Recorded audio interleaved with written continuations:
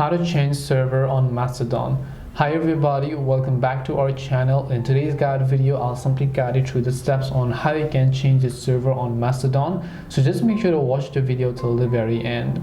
In order to change your server on Mastodon, all you have to do is simply go ahead and first of all launch the Mastodon application.